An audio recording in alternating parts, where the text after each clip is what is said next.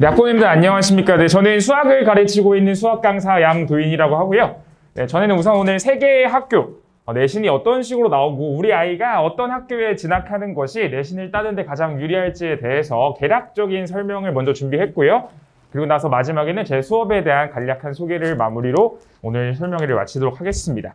저는 먼저 양정에 대해서 최근에 양정에서 어떤 식으로 시험이 나오고 양정의 시험을 잘 보려면 어떤 요소가 필요한지에 대해서 제가 준비를 해봤는데, 자, 먼저 일단 양정은요, 최근 2, 3년 동안 문항 구성이 변하지 않습니다. 언제나 객관식 15, 서술형 셋, 넷 절대 변하지 않습니다. 그리고 언제나 서술형 배점 굉장히 큽니다. 이번에도 8점짜리 세 문항이 나왔고요. 근데 특이한 점은 서술형 굉장히 쉽습니다. 그러니까 양정이 부교재가 있습니다. 올림포스 교재가 있는데 1학년이 올림포스 교재가 난이도가 굉장히 쉽습니다. 그래서 연계를 해봤자 뭐 1, 2, 3번, 서술형 1번 요 정도거든요. 그래서 서술형이 굉장히 쉽고 또한 서술형 채점도 굉장히 유합니다. 그리고 남학교라 그런지 선생님들이 굉장히 프리하시기 때문에 뭐 수학상인데 미분 써서 풀어도 감점을 안 합니다. 제 생각엔 좀 납득이 안 되지만 뭐 어쩔 수 없죠. 선생님이 안 깎으신다는데. 네, 그렇기 때문에 양정은 서술형에 대해 큰 부담을 가질 필요가 없습니다. 결국에 양정은 보시면 알겠지만 1번부터 10번까지랑 서술형 3문제 합쳐서 73점 정도는 우리 아이가 공부 좀 해. 그러면 충분하게 73점은 확보가 된 상황일 거예요. 그럼 결국에 1등급이 되려면 11번부터 15번 문항이 가장 중요합니다. 자, 이번에는 15번 문항이 제일 어려운데 결국에 우리 양정은 타 학교에 비해서 문제가 18개밖에 되지 않습니다. 그 이유는 11번부터 15번은 애들이 문제지에서 나 봤던 거야 이런 문제보다는 애들이 문제를 보고 새로운 형태를 해석하고 어떻게 풀어야 될지 생각을 하는 그 과정이 필요하기 때문에 문항수가 적은 겁니다. 문항수가 적음에도 애들 맨날 하는 말, 선생님 시간이 부족해서 15번은 못 풀었어요. 시간이 부족할 정도로 11번부터 15번은 애들이 생각을 통해서 사고를 이끌어가야 되거든요. 그러면은 결국에 최상위권, 양정의 최상위권은 정말 튼튼합니다. 왜냐하면 양정은 정말 모의고사랑 비슷해요. 그러니까 모의고사 100점 맞을 실력이면 내신도 100점 맞을 실력이 된다는 거죠. 그래서 최상위권이 받는 1등급은 굉장히 탄탄합니다. 그러면 우리 아이가 최상위권으로 가기 위해서 뭘 준비해야 될지를 고민을 해봐야겠죠. 자, 이번 객관식 마지막 킬러 문제가 요 문제였습니다. 결국에 이 문제의 큰 틀은 모의고사 18년, 19년이네요. 19년 30번 모의고사랑 큰 틀은 비슷해요. 함수를 교점의 개수로 정의를 해줬는데 모의고사 30번에서는 2차 함수와 직선 딱 2개였는데 이번 15번 마지막은 직선, 원, 2차 함수 3개를 주면서 애들한테 혼란을 준 거죠. 너 생각 많이 해봐.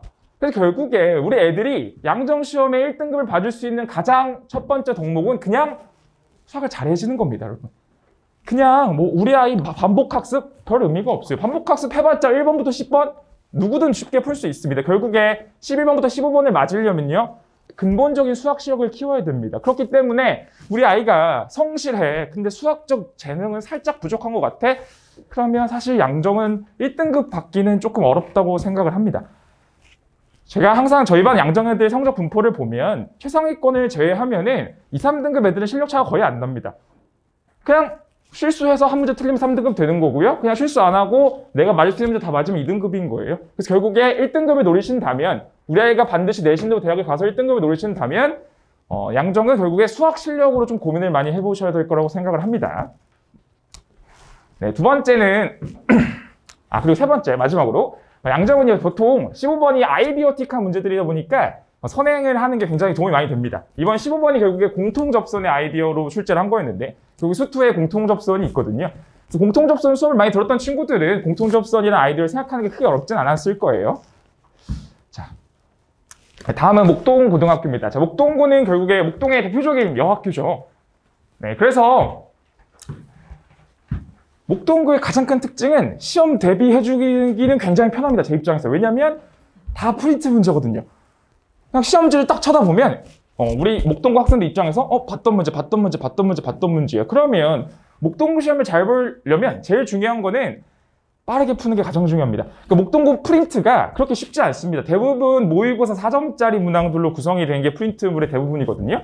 그래서 일단 프린트물 자체를 푸는 실력을 갖추는 것도 중요하고 두 번째는 결국에 목동고 시험지를 다른 학교 학생들이 보면 와 선생님 이거 어느 학교 거예요? 너무 어려운데요? 다 이런 말을 공통적으로 합니다. 그 이유는 프린트 변형이라 전반적인 난이도는 굉장히 어렵습니다. 목동고 애들은 다 봤던 거기 때문에 펜이 쉼없이 굴러가겠지만 타 학교 아이들은 좀 어려워하거든요.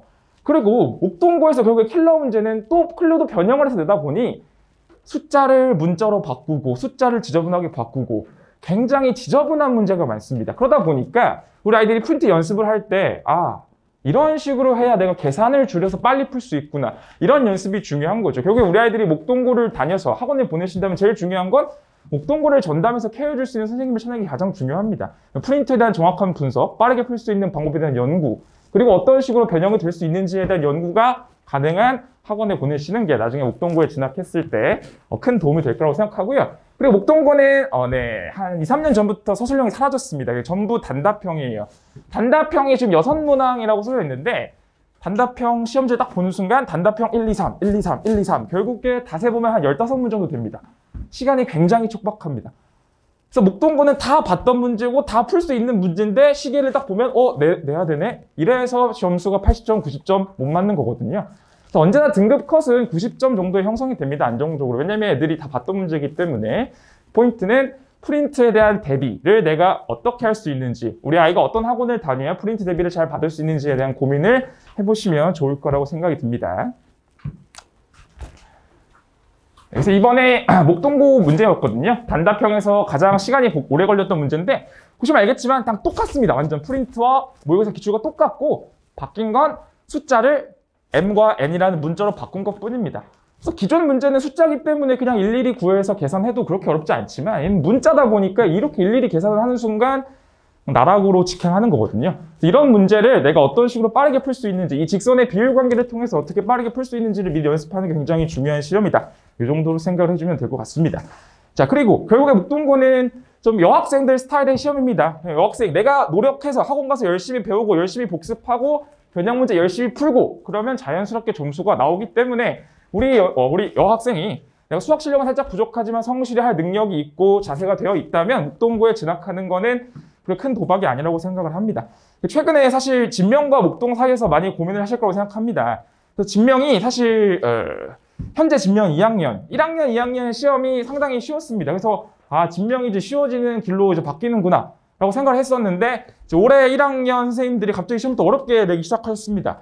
특히 가장 최근에 본 1학년 2학기 중간고사 진명이 굉장히 어려웠습니다. 앞에 선생님도 설명해 주셨겠지만 그래서 사실 진명은 선생님들에 따라서 시험 난이도가 왔다 갔다 하는 것 같기도 한데 그래서 올해 1학년 시험도 어려운데 내년 1학년은 또 어떻게 될지는 제가 감히 예측은 할 수 없지만 그래서 목동고와 진명고의 딱 차이점을 보신다면 목동고는 프린트를 대비하면 되니까 목표가 분명하기 때문에 성실성이 우리 아이의 장점이라면 저는 목동고에 한 표를 추천하도록 하겠습니다. 네. 자, 마지막으로는 신목고등학교입니다. 네, 신목은 목동권에서 그나마 아이들이 가장 많이 진학하는 공립학교 중에 하나입니다. 신목은 공립이다 보기 때문에 선생님들이 다 정교사 출신들이시서 웬만하면 교과서에서 벗어난 거를 내는 걸 굉장히 꺼려 하십니다. 그래서 신목 시험지를 보면 엄청 쉽다 그런 뜻은 아닌데요. 시험지를 봤을 때 막 지역적인 문제들, 막 학원을 다녀야만 풀 수 있는 문제 이런 문제들은 거의 없습니다. 그냥 시중 문제지들을 열심히 풀고 시중 문제 어려운 난이도 문제지를 풀 수 있는 능력만 갖추면 신목고를 대비하는 거에 대해서는 큰 어려움이 없다고 생각을 합니다. 그 대신 주의할 점은 딱 하나입니다. 이게 신목에 한 2, 3년 전까지만 해도 그 내신에 꼭 한 문제씩 그 수업에서 다뤘던 교과서 더 알아보기 이런 데서 막 변형해서 내는 문제가 꼬박꼬박 나왔었습니다. 올해랑 작년에는 안 나왔었던 것 같은데 그래서 신목은 반드시 학교 수업이 굉장히 중요합니다. 사실 양정 이런 데는 학교 수업을 다 듣지도 않습니다. 근데 신목고 이런 곳은 반드시 학교 수업을 굉장히 열심히 들어야 됩니다. 선생님들이 프라이드가 있기 때문에 학교 수업을 꼭 성실히 들어서 시험에 나온다고 짚어준 거에 대해서 반드시 추가적인 학습을 집에서 해야만이 시험을 잘 볼 수 있다고 생각을 합니다. 그리고 신목은 결국에 너무 아이디어틱한 문제를 내지 않습니다. 보시면 알겠지만 이번에 제일 어려웠던 5.5점짜리 문제는 17년 세화고 기출 문제랑 거의 똑같습니다. 그러니까 어려워서 사고력이 부족해서 못 푸는 이런 건 없어요. 충분히 연습만 하고 기준에 나와 있던 기출문제 내가 학원에서 준 거 열심히 학습만 하면 상위권 점수를 받는 데는 큰 지장이 없습니다. 그래서 가장 무난한 학교다. 공립학교다 보니까 가장 무난한 학교다라고 생각을 해주면 될 것 같습니다.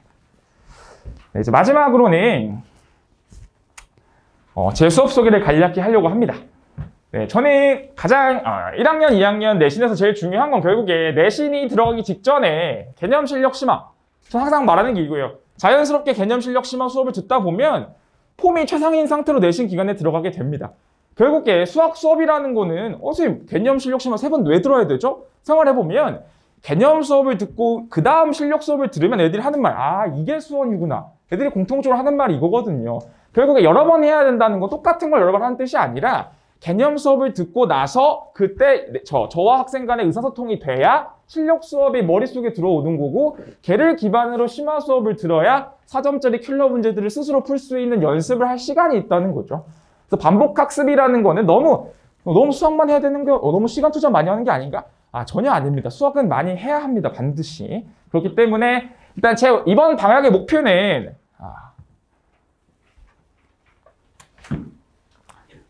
이번 방학 11, 12, 1, 2의 제 목표는 정규반에서 수원, 수투, 수학상 이렇게 3개를 완벽하게 대비하는 게 저의 목표입니다. 그래서 일단 저는 특이하게 정규반을 주 3회로 진행을 할 겁니다. 11, 12월에는 제 브로셔에 보시면은 정규반 안내가 들어있는데요. 11, 12월에 월수금으로 진행을 하는데 월, 금에는 수원 진도를 나가고 수요일에는 수상수화 복습 과제 및 피드백이 이루어지는 수업을 진행할 겁니다.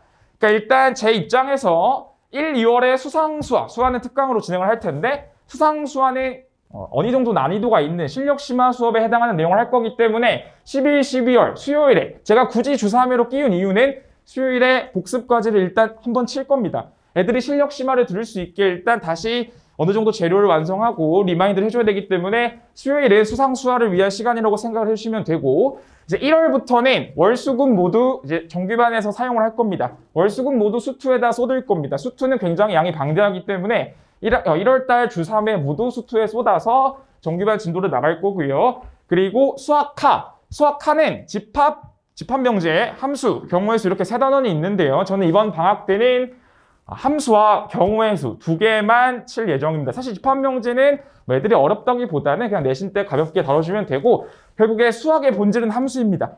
그럼 수능 수학의 핵심을 한 단어로 정의하면 함수입니다. 함수를 제일 잘하는 게 수학을 잘하는 거랑 거의 동의어기 때문에 수학하, 함수와 경우의 수. 경우의 수를 굳이 하는 이유는 애들이 너무 못합니다. 너무 못해요. 왜 세 줄 못할까요? 애들이 세는 걸 못합니다. 경우의 수는 너무 못하기 때문에 경우의 수와 함수에 대한 수학화 특강을 주 1회로 진행을 할 겁니다. 그래서 제가 사실 특강을 주 2회로 하려고 했는데 월수금과 특강을 모두 하면 주 5회? 애들이 학원에 5회 오면 너무 싫어할 것 같아서 제가 특강은 주 1회로 줄여서 주 1회에서 나눠서 1, 2월에 같이 진행하는 걸로 했고요. 자, 그래서 2월부터는 이제 제대로 된 수상 심화 수업이 시작이 됩니다. 그래서 주 3회 모두 수상에 쏟을 거고요. 이때는 어렵습니다.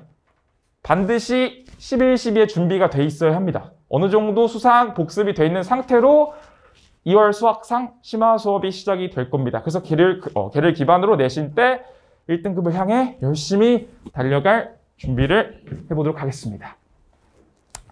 네, 그리고 제가 아쉽지만 제가 3월 달부터는 요일이 바뀝니다. 제가 현재 진행하고 있는 2학년 수업이 이제 종강을 하고 이제 내년에 이제 예비고일 런칭을 하게 되면은 수업 요일이 화요일, 토요일과 수요일, 일요일로 변경이 되는데요. 제가 올해는 특별히 양정반을 따로 만들기로 했습니다. 그래서 화토는 연합반이고요. 네, 수요일, 일요일은 양정반입니다. 양정 친구들만 들어올 수 있는 양정반이고, 제가 좀 양정을 잘 가르치나 봐요. 네, 애들이 좋아하더라고요. 그래서 제가 따로 양정반을 맡아서 내년에 양정반을 진행을 할 예정입니다. 네, 마지막으로는 제 수업 컨텐츠에 대해서 가볍게 설명을 드리겠습니다. 제 브로셔에 보시면은 교재 구성이나 테스트 관리, 숙제 관리에 대한 디테일한 설명이 들어있기 때문에 가볍게만 짚어드리고 마치도록 하겠는데요. 일단 제 수업 교재는 100% 제가 다 만든 자체 교재입니다. 교재도 제가 직접 개념 설명, 제가 어떤 식으로 재정비해서 애들한테 설명을 할지를 생각해놓고 걔를 기반으로 제가 자체 개념 노트와 그리고 그에 걸맞는 모의고사 내신 시중문제 선별 문항을 구성해서 자체 교재를 구성하게 됩니다. 그래서 워크북도 마찬가지로 제 선별 문항이 기본적으로 들어가게 되는데요. 그래서 워크북만으로는 부족합니다. 그렇기 때문에 한쪽 넘기시면 숙제 관리에 제가 과제가 좀 3가지가 되어 있습니다. 첫 번째 과제는 자체 워크북, 말 그대로 제가 만든 자체 워크북 공통 과제입니다. 수업 진도에 맞춰서 모든 애들한테 공통적으로 나가는 공통 워크북이고요. 두 번째는 시중 문제집입니다. 연합반이다 보면은 이제 애들별로 학교도 다르고 애들 수준차도 좀 있고 그러다 보니 애들 학교와 수준을 고려해서 워크북 이외의 추가적인 숙제는 다 개별적으로 지정을 해주게 됩니다. 그래서 보통 개별 문제집, 어떤 문제집을 할지를 애들과 상의를 통해서 선정을 하게 되고요. 내신 기간 동안 열심히 개별 문제집을 병행해서 숙제로 나가게 됩니다. 그리고 세 번째 추가 과제가 있는데요. 저는 항상 매 시간 테스트를 보게 됩니다. 위에 테스트 관리 보시면 알겠지만 매 시간 테스트를 보고 테스트 오답률이 높은 문제들은 수업 시간에 해결을 하고 남은 문제들은 수업 마치고 저희 독서실이 있거든요. 독서실에서 애들이 이제 오답을 하고 가는 시스템인데 결국에 시험을 맨날 봤을 때 애들 처음에는 싫어하지만요. 보다 보면 굉장히 좋아합니다. 왜? 내가 못하는 걸 내 눈으로 확인하거든요. 애들과 숙제 검사를 하면서 애들이 맨날 하는 막 쌤 저 시험 점수 보여주세요. 맨날 말합니다. 보면서 내가 이걸 틀렸고 이거 다른 애들도 틀렸어요? 왜 저만 틀렸을까요? 이런 질문을 통해서 내가 뭘 못하는지를 명확하게 인지를 할 수가 있고요. 그에 대한 추가 과제를 제가 애들한테 제공을 하면서 결국에 숙제는 3가지라고 생각을 해주면 됩니다. 숙제가 솔직히 좀 많습니다. 근데 저는 숙제 안 하면 굉장히 화를 많이 내거든요. 저는 수학의 가장 기본은 많이 푸는 거라고 생각합니다. 저는 고등학생 때 나름 수학을 좀 했는데 그럼에도 불구하고 저는 제 생각에 제가 우리 학교에서 제 학교에서 수학 문제 제일 많이 풀었다고 생각합니다. 잘한다고 덜 푸는 거는 정말 바람직하지 않은 사고입니다. 많이 풀어야죠. 그래야 자신감도 얻고 빨리 푸는 것도 하나의 능력입니다, 어머니들. 빨리 풀어야 남은 문제를 풀고 맞출 수 있습니다. 많이 푸는 거에 대해서 너무 숙제가 많은데 너무 양치기 하는 거 아닌가? 아닙니다. 많이 푸는 거 정말 필수적인 요소라고 생각합니다, 저는. 네, 마지막 뒤에 부분은 제 수업에 대한 설명이고요. 이것들은 어머니들이 그냥 간략하게 읽어보시면 되기 때문에 제가 추가적으로 듣지는 않겠고 맨 마지막에는 저희 반 애들에 대한 수강 후기를 실어놨습니다. 네, 이상으로 제가 오늘 준비한 부분은 마칠 거고요. 시간이 한정적이다 보니까 제가 말도 너무 빨랐고 빠르게 넘겨서 잘 납득이 안 되신 분이 있을 수 있을 텐데 제가 추가적으로 상담 원하시면 언제든 제가 상담해드리니까요. 추후에 말씀드리면 제가 언제든 달려가서 상담해드리도록 하겠습니다. 자, 이상으로 마치겠고요. 지금까지 양도인이었습니다. 감사합니다.